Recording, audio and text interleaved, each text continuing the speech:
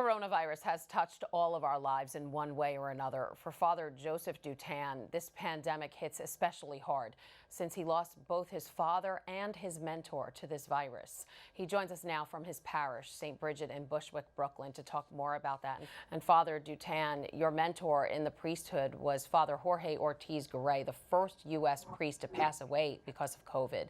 Unfortunately, not only did your spiritual father pass away, but your biological father also from coronavirus.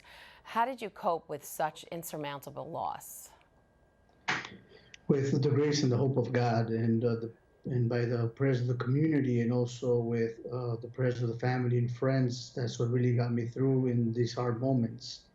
If it wasn't for their prayers, it was so easy for me to lose myself, easy to lose myself completely and isolate myself and not be able to help out the community. I think it was the prayers of theirs and also the family member that kept me close to God as well. My relationship with the Lord as well kept me close to Him, kept me close with the community to continue ministering to them, whether it was virtually through Facebook or by answering the phone and consoling them in these hard moments, consoling them after losing Father Jorge, consoling them after them themselves have been affected by the virus, and also with my family as well, speaking with my mother, my sisters, my aunts and uncles and cousins, everybody who were also going through this hard moment about losing my father as well, who my father was very special to us, very special to the whole family.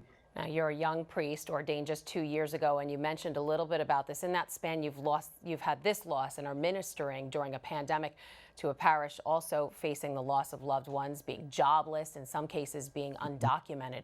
What have you Yes. learned about your ministry in this time? I've learned a lot that I can't do it alone, that I got to put it all in God's hands at the end of the day. I've learned also to mature and grow and be more compassionate with the people, feel with the people, cry with the people. Like you said, many of our people are undocumented. Many of them are very scared. Many of them were very fearful to even go to the hospital, thinking what's going to happen to me, or do I have enough money to pay the bill? Some of them dealt with it at home, and some of them were very fortunate and it made it through. But then we had a couple who passed away at home. Ah, so sad. Now, this week's tablet cover highlights what many Catholics around the diocese are feeling right now. They want to receive communion now. The article in the paper challenges New York City Mayor Bill de Blasio's decision to allow mass protests but keep religious services restricted. As someone who has seen the toughest parts of this pandemic up close, how do you feel about churches opening up right now?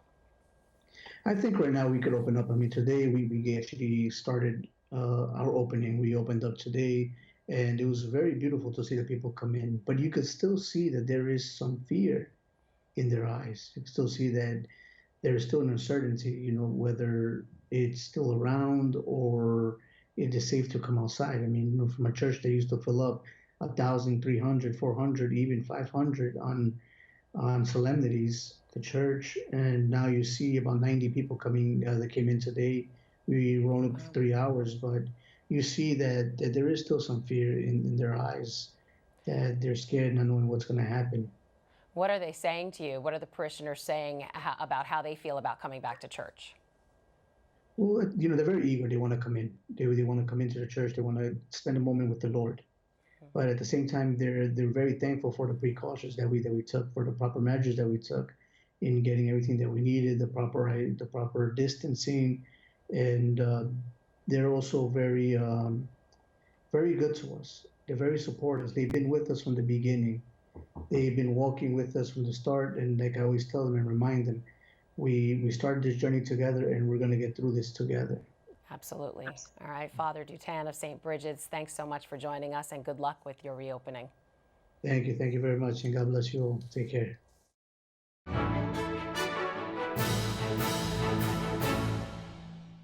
If you're watching Currents News on YouTube, be sure to hit the subscribe button and then click on the bell to get instant updates about all of our newest content, because we are putting your faith in the news.